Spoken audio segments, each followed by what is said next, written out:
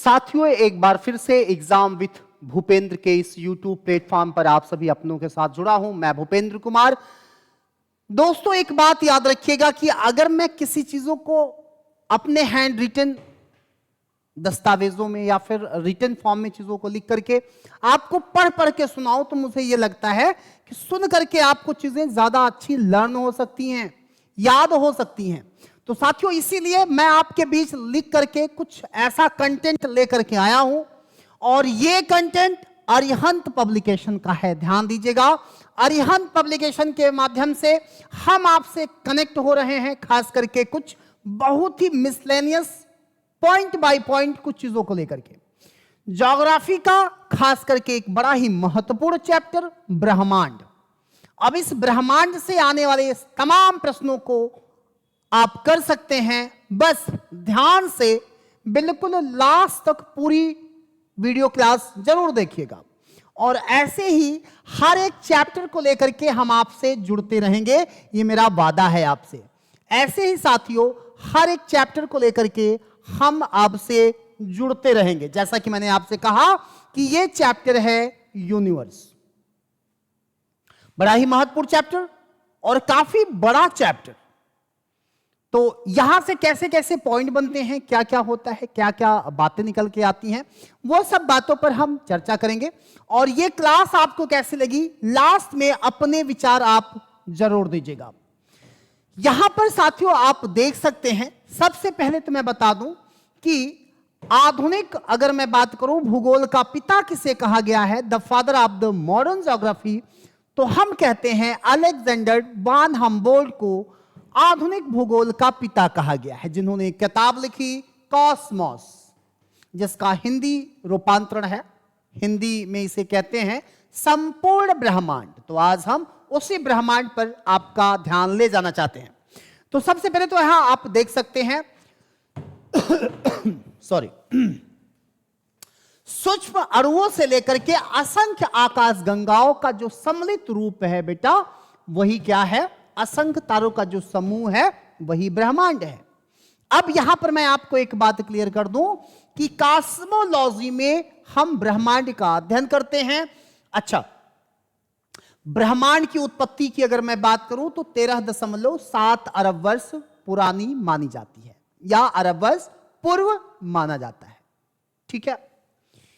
महाविस्फोट सिद्धांत, जिसे आप कहते हो बिग बैंग थ्योरी, जिसका प्रतिपादन खास करके आप देख सकते हैं, बिग बैंग सिद्धांत का प्रतिपादन जार्ज लेमेत्रियर ने किया, जो कि बेल्जियम के निवासी रहे हैं। साथियों, कहा जाता है कि अगर मैं बिग बैंग सिद्धांत की बात करूं तो इसमें दो चीजें निकल के आती हैं, सर्वमान्य सिद्धांत और 13.7 अरब वर्ष पूर्व के लगभग आसपास के समय का जो भी विचार और थॉट रहे होंगे। संबद्ध भूगोलविदों की अगर मैं बात करूं तो जार्ज लेमेत्रियर थे, जो कि 1927 में इन्होंने प्रतिपादन किया बिग बैंग सिद्धांत का। रॉबर्ट वैगनर साहब हैं, हालांकि मैं वैगनर की बात प्लेट टेक्टोनिक थ्योरी में भी करता हूं, महाद्वीपीय विस्थापन के सिद्धांत में भी करता हूं। तो रॉबर्ट वैगनर को भी आप इस सिद्धांत की व्याख्या करते हुए देख सकते हैं। फ्रेड होयल जी हैं, जिन्होंने बिग बैंग की संज्ञा दिया था, फ्रेड होयल साहब ने। और प्रमुख सिद्धांतों में आप स्फटिक के सिद्धांत या अन्य Thomas gold and herbal body के द्वारा तमाम थ्योरियों को आप देख सकते हैं। लेकिन मैं अभी इसी पर आगे चलूंगा। इसको थोड़ा सा ध्यान से समझने का प्रयास करिएगा कि अंतरिक्ष में रेड शिफ्ट की परिघटना। अच्छा, अब यहां पर मैं जो समझाना चाहता हूं समझिएगा। क्लॉडियस टॉलमी के द्वारा ब्रह्मांड का नियमित अध्ययन किया गया। टॉलमी ने ब्रह्मांड का नियमित अध्ययन किया। महाविस्फोट के पश्चात सौरमंडल की उत्पत्ति की बात की जाती है कि लगभग 4.5 अरब वर्ष पूर्व थी। European centre for nuclear research के द्वारा लार्ज कोलाइजर जो साहब हैं, उन्होंने महाप्रयोग सफल बताया वर्ष 2010 में। भारतीय वैज्ञानिक सत्येंद्र नाथ बोस के बोसन थ्योरी पर गॉड पार्टिकल की अवधारणा हिंग्स के द्वारा प्रस्तुत 1964 ईस्वी में आप देखेंगे कि खास करके इस ब्रह्मांड को व्यापक तरीके से समझाने का प्रयास किया गया। अब हम आपको लेकर के आ रहे हैं आकाशगंगा की ओर, गैलेक्सी की ओर। कहा जाता है हमारे ब्रह्मांड में 150 मिलियन आकाशगंगाएं हैं। ध्यान से सुनिएगा, बिल्कुल स्पष्ट शब्दों में साफ सुथरे तरीके से लिखा गया है, बस इसी को मैं आपसे डिस्क्राइब कर रहा हूं। मैंने आपसे कहा कि तारों का जो समूह है, खास करके प्रत्येक आकाशगंगा में 100 अरब तारे साथियों कहा जा रहा है। हाइड्रोजन गैस के विशाल बादलों के आपसी जो मिश्रण है वही निहारिका के रूप में है, यानी कि इसी निहारिकाओं से मिलकर के आकाशगंगा बनती है। हमारे ब्रह्मांड में कुल 150 मिलियन आकाशगंगा लगभग है। इन्हीं आकाशगंगाओं में एक आकाशगंगा मंदाकिनी यानी कि मिल्की वे आकाशगंगा है। इस मिल्की वे आकाशगंगा में हमारा सौरमंडल, हमारे सूर्य और सूर्य से लगे हुए साथियों 8 ग्रह विद्यमान हैं, जो निरंतर अपनी ऑर्बिट में, अपनी कक्षा में सूर्य का परिक्रमण कर रहे हैं।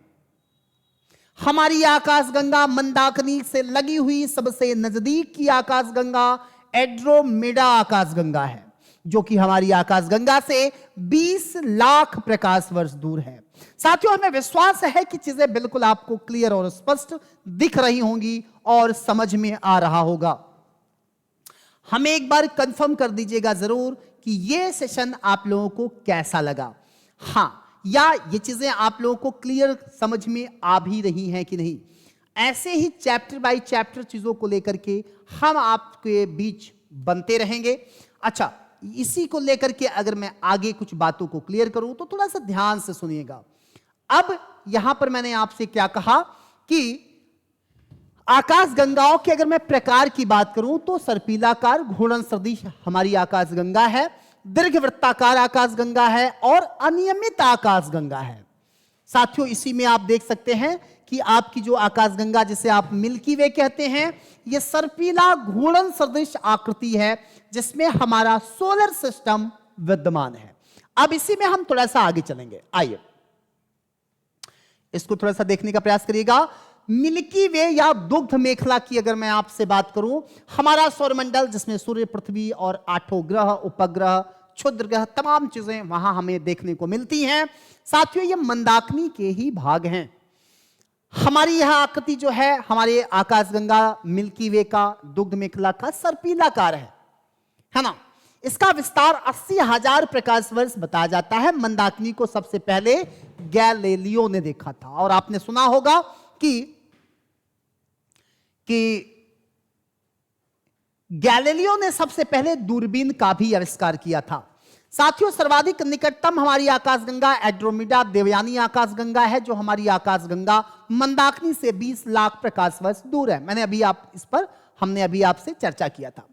नवीनतम ज्ञात मंदाकिनी जो है वो ड्वार्फ मंदाकिनी है। सूर्य के द्वारा मंदाकिनी के केंद्र का एक चक्कर 25 करोड़ वर्ष में पूरा कर लिया जाता है। आपके एग्जामों में कई बार पूछा जाता है कि ब्रह्मांड वर्ष किसे कहते हैं, हाँ, यूनिवर्स ईयर किसे कहते हैं। दोस्त याद रखिएगा, हमारा सूर्य भी हमारी आकाशगंगा का 220 किलोमीटर प्रति सेकंड की वेग से 25 करोड़ वर्ष में अपना एक परिक्रमण पूरा कर लेता है, जिसे एक ब्रह्मांड वर्ष कहा जाता है। साथियों, यहीं पर हम आगे आपसे बात करें कि तारामंडल में देखा जाए तो कुल संख्या लगभग 88 है। तारों का सुंदर व्यवस्थित रूप ही आप तारामंडल के रूप में संबोधित कर सकते हैं। सबसे बड़ा तारा हाइड्रा है। अब यहां पर देखिएगा, आपको कभी कभी दिखता होगा सप्तर्षि तारा मंडल, जिसे आप ऊर्जा मेजर भी कहते हो, ग्रेट बियर भी कहते हो। 7 चमकीले तारों का समूह ग्रीष्म काल में रात के प्रथम प्रहर में दिखाई देना। आकाश में तीसरा सबसे बड़ा तारामंडल ध्रुव तारा है।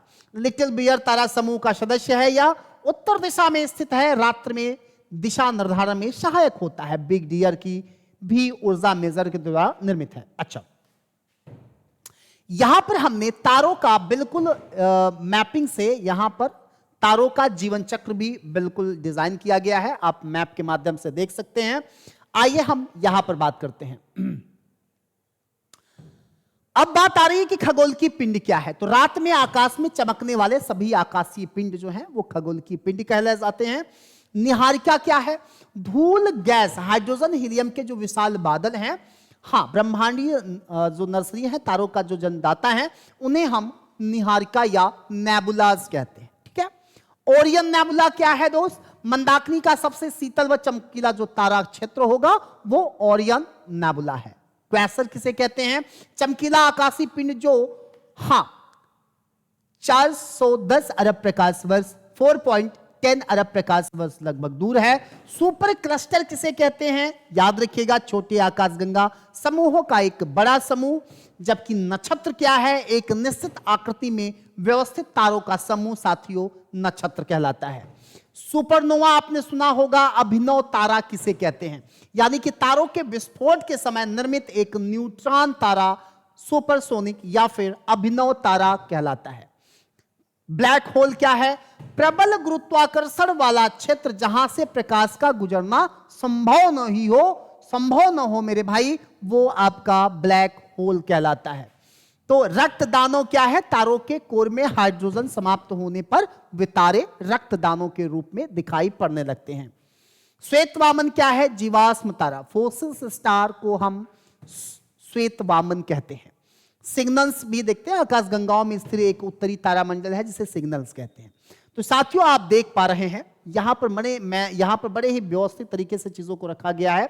अगर मैं इसके इंट्रोडक्शन की बात करूं तो सूर्य से लगे हुए 8 ग्रह, उनके उपग्रह, क्षुद्र ग्रह, धूमकेतु आदि आकाशीय पिंडों का जो समूह है वो बिल्कुल आपके सोलर सिस्टम का निर्माण करता है।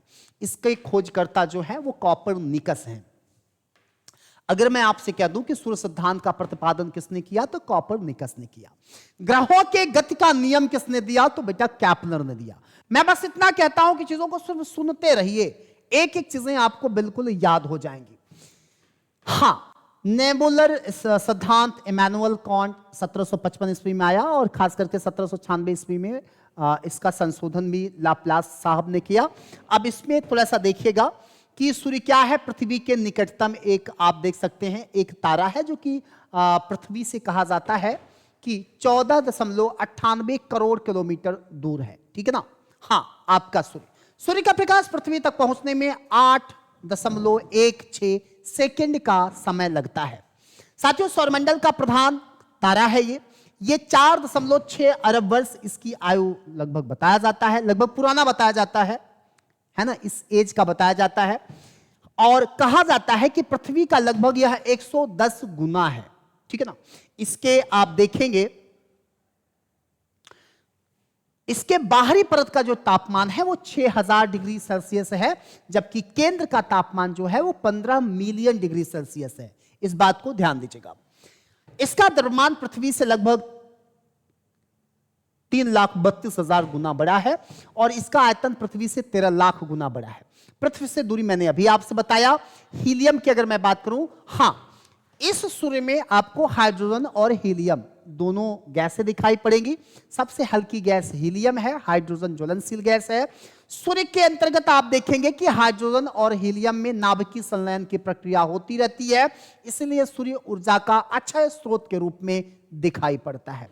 दोस्त यहां पर देखिएगा कि हाइड्रोजन की प्रतिशतता हर साल एग्जाम में पूछता है। 71% सूर्य में हाइड्रोजन है, जबकि 26.5% इसमें हीलियम की प्रचुरता देखी जाती है। खास करके अगर मैं बात करूं तो मैंने अभी आपसे बताया कि सूर्य के केंद्र का तापमान 15 मिलियन डिग्री सेल्सियस है, जबकि इसके कोर का इसके बाहरी सरफेस का जो तापमान है वो 6000 डिग्री सेल्सियस है। साथियों इसी में मैं आपको यह भी क्लियर कर दूं कि सौरमंडल का जो निकटतम तारा है वो प्रॉक्सिमा सेंचुरी है। सूर्य के प्रकाश की गति 3 लाख किलोमीटर प्रति सेकंड है। पृथ्वी पर पहुंचने का जो समय है 8 मिनट 16 सेकंड है। सूर्य का अध्ययन लैग्रेंज बिंदु पर स्थित है। भारत का पहला सूर्य मिशन आप देख सकते हैं आदित्य L1 मिशन था। मध्यरात्रि का सूर्य आर्कटिक क्षेत्र में देखने को मिलता है। मध्यरात्रि का जो देश है वो नॉर्वे है। यहां दो प्रश्न निकल करके आ रहे हैं कि मध्यरात्रि का देश किसे कहते हैं, तो नॉर्वे को कहते हैं। नॉर्वे जिसकी राजधानी ओस्लो है। साथियों यह यूरोप का एक देश है। वहीं पर अगर मैं बात करूं कि मध्यरात्रि का सूर्य कहां दिखता है, वो आर्कटिक क्षेत्रों में देखने को मिलता है। सूर्य से ऊर्जा का जो स्रोत है वो नाभिकीय संलयन कहा जाता है। तो साथियों हमें उम्मीद है कि ये चीजें आपको जरूर समझ में आई होंगी। ऐसे ही टॉपिक बाय टॉपिक चीजों को लेकर के हम आपसे जुड़ते रहेंगे। आपको ये क्लास कैसी लगी आप हमें अपने विचार जरूर दीजिएगा। जय हिंद, जय भारत, धन्यवाद।